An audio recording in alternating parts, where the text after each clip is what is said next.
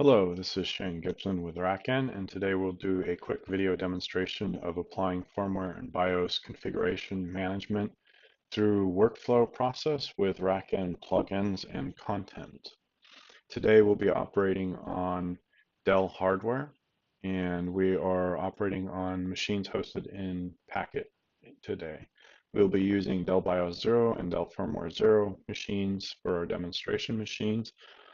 Note that a lot of these operations take a fair amount of time, anywhere from 10 to 20 minutes for some of the operations, since they're all doing firmware-based configuration and management changes.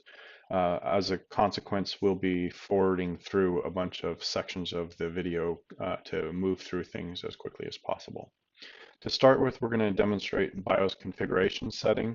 To do that, we're going to take and run the Dell BIOS workflow, which executes a setup process to configure and set up the tooling necessary. We're going to do an example configuration, which gets the current configuration information from the BIOS on what things can be set and changed. Since every single Dell machine is different, and depending on what's installed, you can get different results. They provide a mechanism by which you can get a JSON blob of all of the things you can set. And once those are set and done, then you can figure out what settings you'd like to make or change to a machine. If we take a look at the workflow, we see it's finished up here. But basically what we're referring to is this JSON blob is what's been returned from the BIOS. That gives us a set of things to check. If we take a look at asset tag, we are going to change the asset tag as an example. So in this case, we have the asset tag as a string type that we're going to change the value of. To do that, we go back to the machine.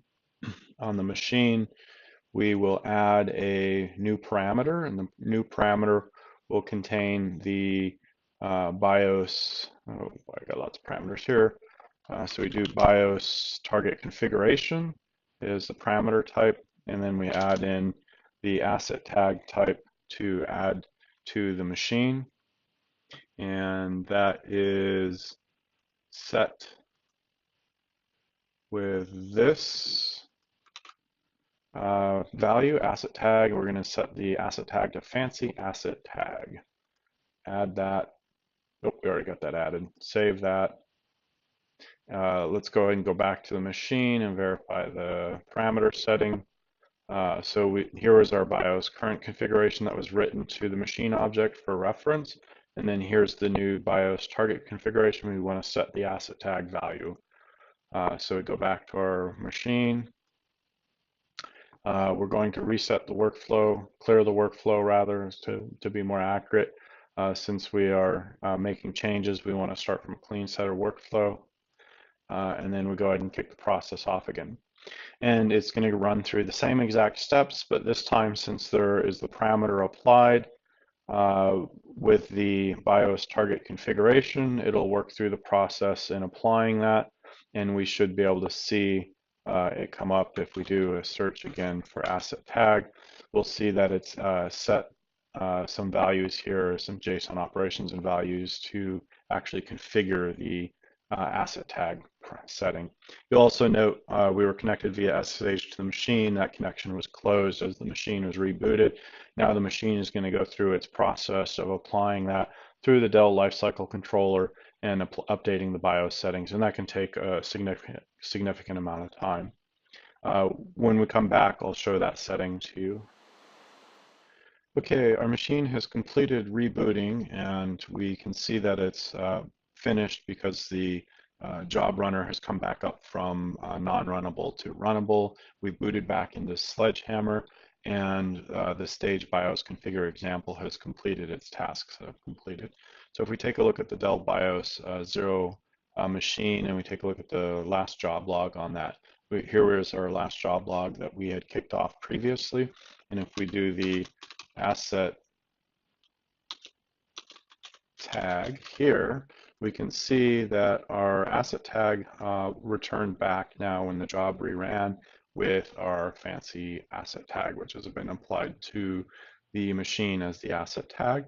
and we can see that that process has finished there successfully. We can also check it on the machine. So if we go to, we have to go to, since we booted straight into Sledgehammer, none of the other workflow has run, but we need to get the, not stages, we need the workflow set to packet discover so we can have SSH keys added into the machine so we can connect to the machine. So now if we connect back to the machine, clear our SSH host keys and log back in. And if we do our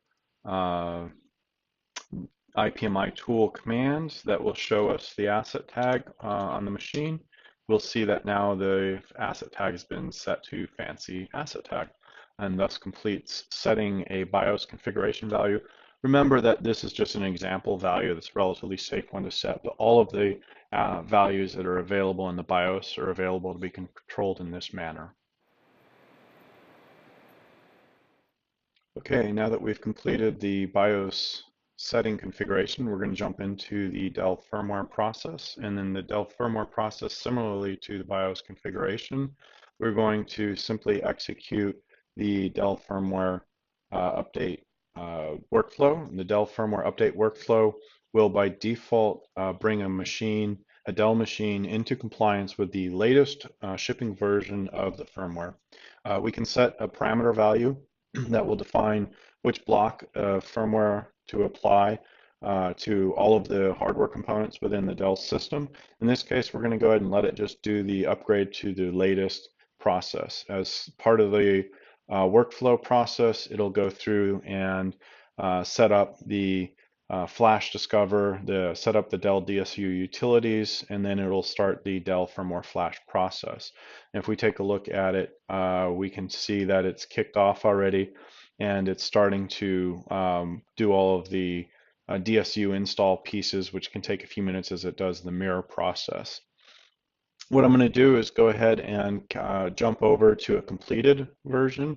So I ran the same process against another Dell machine, and if we take a look at the finished job log results, we see that we have it kicking off to do an installation here, and in this case, as an example, we can see the Dell iDRAC. The Dell iDRAC firmware version was originally at 3.17.17.17.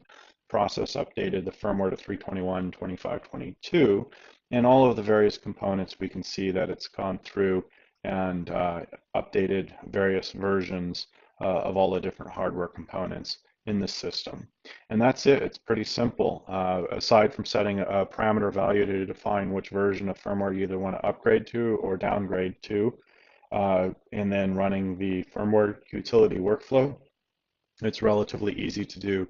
All of these processes are done in-band with the RackN Sledgehammer image, which is a known good environment for us to operate with the tools from.